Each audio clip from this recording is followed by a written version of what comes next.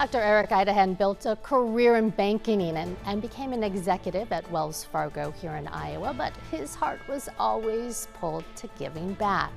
So now he's sharing a story in 2 books. He's hosting a book launch this weekend to tell us all about the book, Born to Serve. I'm joined by Dr. Eric Idahan and his publisher, Vivian Okoje. Thank you so much for joining us this afternoon. So Eric, you and I go way back, right? We've done some stories. I first met you when you were a hero of the heartland, working in Iowa. You are still here, giving back to the community, and now you can add author to your resume. Tell me a little bit about this book, Born to Serve. Thank you very much for the opportunity. Born to Serve is not just about my journey, but it is a tool that I want to put out there to help people meet their passion, to help them understand their why. The book, if I unpack it, is full of encouragement, success stories, some challenges as well. So Born to Serve is my story, but it's also to encourage people to tell their story, because there is something unique about story. Words matter, and you have such an inspirational story. Since coming to Iowa, always have kept the people and Nigeria, your family, still close to your heart, starting an orphanage, and that's included in this book. That is very correct. So I really did not know my why. When I was young, I know I tried to be nice, but as I get older, I started to understand that my passion is to serve orphans. And as I do it, I get what is called, there's more fulfillment in it. And I later discovered that was me living my contract with God. So this is something that I was saying, you know, you can have a great story, but sometimes you need to meet the right person to make sure that others can hear that story and to amplify the story. So Vivian, how did you connect with Eric, and why did you know right away that this was a story that others needed to hear? I connected with him through a friend who I met on Facebook years ago, Maureen, and she was like, oh, you need to meet Dr. Eric, and he's an amazing person. He has an orphanage and he wants to write a book.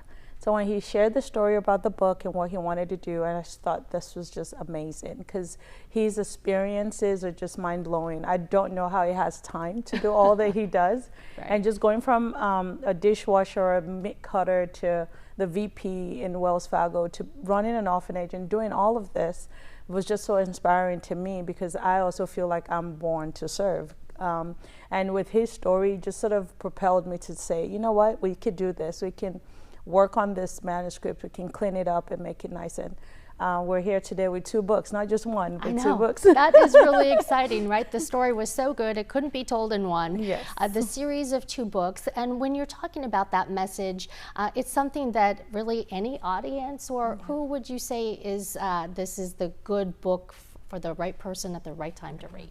I think anyone who has questions about why they're here.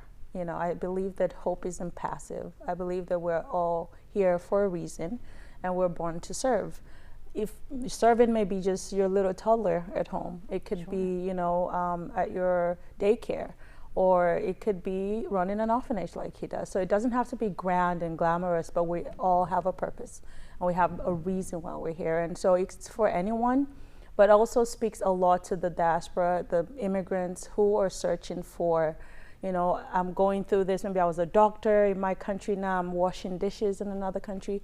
For them to know that they have hope and that things could be better, and they can, you know, be a voice just like he is. That is amazing. I love when you always talk about the why, because that's something that it means different things to different people during different stages of their lives. So what kind of did you learn even about yourself when you were writing this book? What do you think?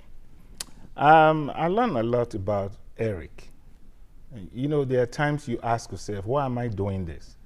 And some days it's very hectic, it's very challenging, but you keep going and keep doing it. Sure. I thought something was wrong with me, but this book helped me to understand that I was living my why, and that it's okay. So I can use this to encourage people who are experiencing similar things today. Okay, the book launch is tomorrow. It's the big day. Yes. The 2 book launch. We have the information on our screen tomorrow from 4 to 8 at Hope Elam Church, 2500 University. Eric, Vivian, thanks so much for joining us. Congratulations, my friend. I'm so proud of you.